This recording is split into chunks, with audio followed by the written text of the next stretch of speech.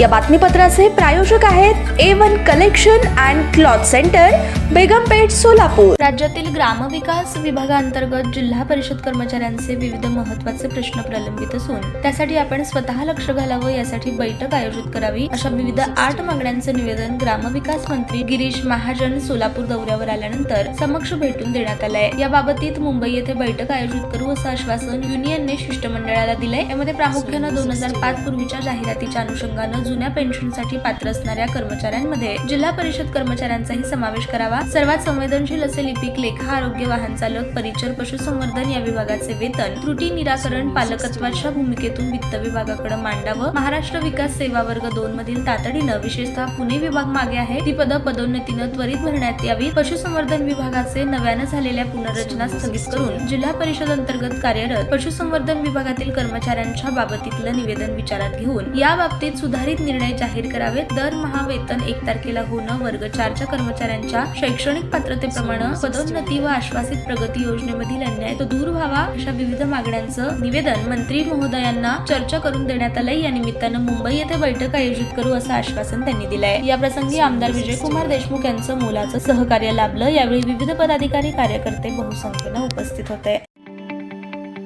ताज्या बातम्या पाहण्यासाठी प्राईम महाराष्ट्र न्यूज चॅनलला सबस्क्राईब करा।